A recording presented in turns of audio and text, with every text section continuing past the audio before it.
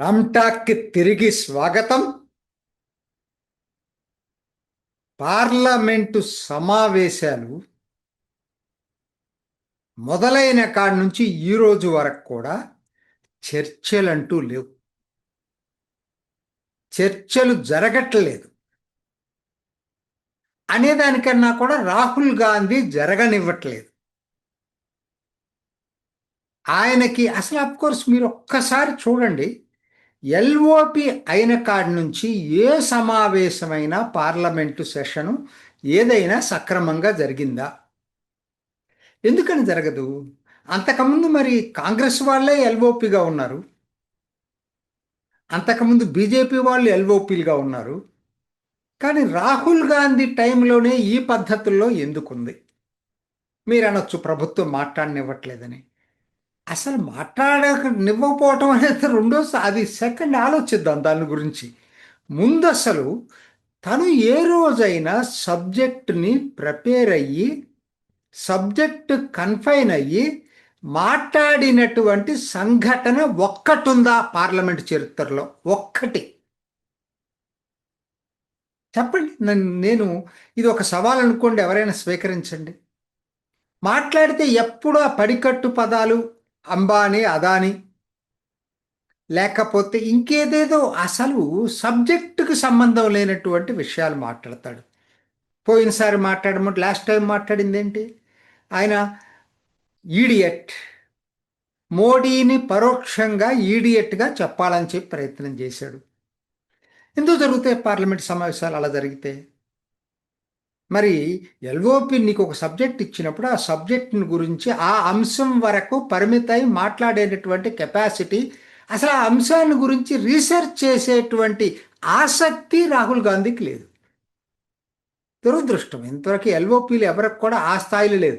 స్థాయి లేదనుకున్నటువంటి అధీర్ రంజన్ చౌదరి కూడా ఆ అంశం ఉంటుందని తెలుసు కాబట్టి దాన్ని రాత్రంతా స్టడీ చేసుకొని వచ్చేవాడు. రాహుల్ గాంధీకి అంత ఓపిక లేదు. జరిగేది ఏంటి? పార్లమెంటు జరపటం ఇష్టం ఉండదు అసలు. ఆయన పార్లమెంట్లో ఎల్ఓపి అంటే మొదటి నుంచి సాయంత్రం దాకా కూర్చునేవాళ్ళు. బీజేపీ వాళ్ళని చూసాం, సుష్మా స్వరాజ్ ఎట్లా ఉండేది, అరుణ్ జైట్లీ అట్టుండేవాళ్ళు. సరే, అది ఆ ఓపిక లేదు.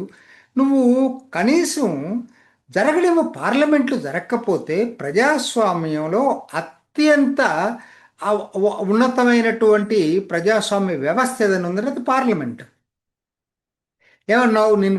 ఇప్పుడు జరుగుతున్న పార్లమెంట్కి ముందు ఏం చెప్పావు? ధర్మేంద్ర ప్రధాన్ రాజీనామా చేస్తేనే పార్లమెంటు జరిపిస్తాం, లేకపోతే జరగన్నారు.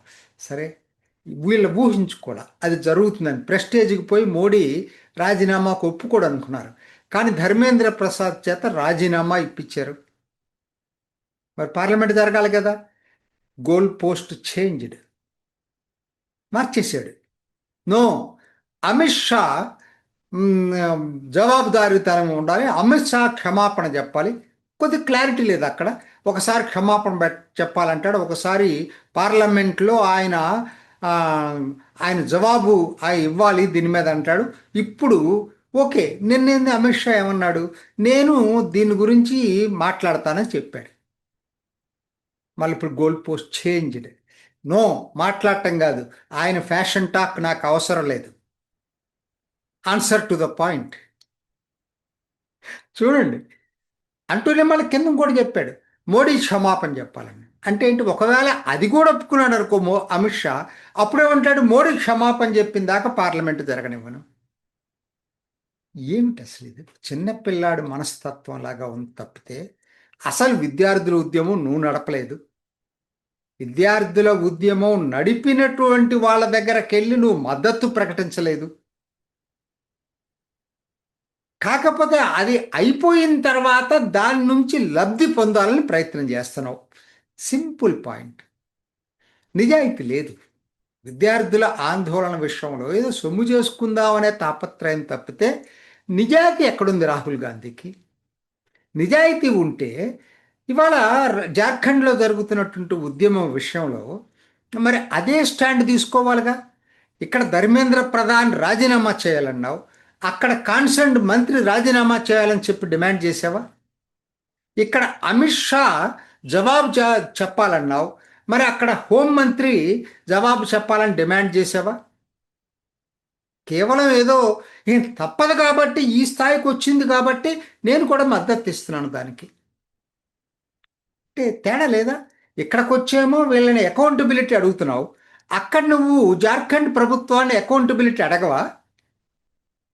అసలు నువ్వు వెళ్ళవా అక్కడికి? అరే జార్ఖండ్ వెళ్ళమంటే ప్రయాగ్రాజ్ వెళ్తాడు. తను ఏమనుకుంటున్నాడంటే తను పెద్ద మేధావులాగా ఊహించుకుంటున్నాడు. అసలు కారణం ఇది కాదు. ఇప్పుడు పార్లమెంట్ ఎందుకు జరగకూడదు? ఒకటి రెండు కారణాలండి. ఒకటి ఏంటంటే విద్యార్థుల ఆందోళనని దాన్ని తన ఎజెండాని ఫుల్ఫిల్ చేసుకోవడానికి మ్యాక్సిమైజ్ చేసి వాడుకుందాం అనుకుంటున్నాడు. ఓకే, రాజకీయ నాయకులు ఎవరైనా చేసే పనే ఆయన చేస్తున్నాడు. రెండోది అత్యంత ప్రమాదకరమైంది ఏంటనంటే మోడీ ఎట్టకేలకు 3/2 మెజారిటీని లోక్సభ రాజ్యసభలో తెప్పించుకొని దాదాపుగా రాజ్యాంగ సవరణ బిల్లు, నియోజకవర్గాల పెంపు కోసం, అట్లానే మహిళా రిజర్వేషన్ బిల్లు రెండు కలిపి తీసుకొచ్చి ఈ సెషన్స్లో అప్రూవ్ చేసుకోవాలనేటువంటి వ్యూహం మోడీ తీసుకున్నాడు. ఓకే, నీకు బలం ఉంటే నువ్వు ఆ ప్రతిపక్షాలను కన్విన్స్ చేసుకొని 3/2 రాకుండా చూడు. లాస్ట్ టైం అదే చేసావు కదా. కానీ నువ్వు అది చేయట్లేదు. అసలు పార్లమెంట్ ఈ విద్యార్థుల ఆందోళనని ఒక వంకగా చూపించి అసలు పార్లమెంట్నే జరపలేదనుకో, మనం రచ్చ చేసామనుకో, పార్లమెంట్ జరగలేదనుకో, బిల్లు పాస్ అయ్యే అవకాశం లేదు కదా. ఇది అత్యంత ప్రమాదకరమైన ధోరణి. పార్లమెంట్లో పాస్ అయ్యే బిల్లులు పార్లమెంట్లో చర్చించకుండా మెజారిటీ లేదు కాబట్టి నీకు దాన్ని బిల్లు అనేది ఆమోదం పొందకుండా పార్లమెంట్లో రచ్చ చేద్దాం. సింపుల్ పాయింట్ ఇది. అసలు వ్యూహం ఇది రాహుల్ గాంధీది. ఎందుకంటే వాళ్ళు ఊహించింది ఫెయిల్ అయింది. పోయినసారి పోయిందనుకుంది. ఇప్పుడు డిఎంకే విషయంలో తను తీసుకున్నటువంటి రాంగ్ స్టాండ్ వల్లనే డిఎంకే సపోర్ట్ చేసే దీనికి వచ్చేసింది బిల్కి. ఎన్సిపి ఎస్పి కూడా సపోర్ట్ చేస్తుంది. సో ఇంకా ఏముంది, బిల్ పాస్ అవుతుంది. సో ఆపలేడు కదా. ఆపటానికి ఉన్న ఒకే ఒక దారి పార్లమెంట్ జరగనివ్వకుండా చేయటం. అంటే అర్థం ఏంటండి? రాజ్యాంగ వ్యతిరేక చర్య కాదా ఇది? పార్లమెంట్లో చర్చల ద్వారా, పార్లమెంట్లో మెజారిటీ ద్వారా జరగాలి తప్పితే నువ్వు పార్లమెంట్ జరగనివ్వకుండా బిల్లులు పాస్ చేయకుండా పోవటం అనేది అత్యంత తీవ్రమైనటువంటి నేరంగా నాకు అనిపిస్తావు. అవునా కాదా చెప్పండి.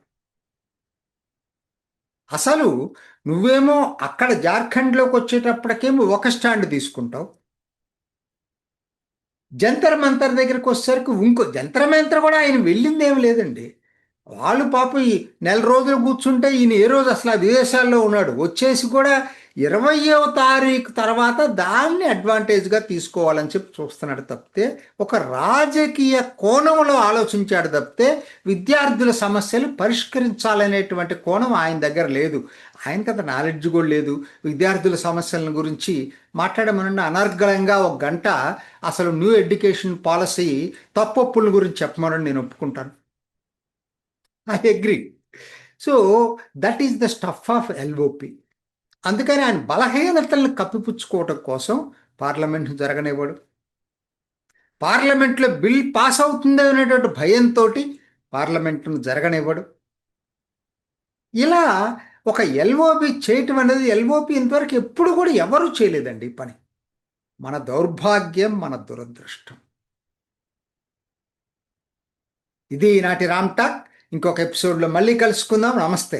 చూసారు కదండి, మరి ఈ వీడియో కనుక మీకు నచ్చినట్లయితే ఒక లైక్ కొట్టేసి మీ అభిప్రాయాన్ని కూడా కామెంట్ బాక్స్లో తెలియజేస్తూ ఇలాంటి ఇంట్రెస్టింగ్ అప్డేట్స్ కోసం మా ఛానల్ని సబ్స్క్రైబ్ చేసుకోండి.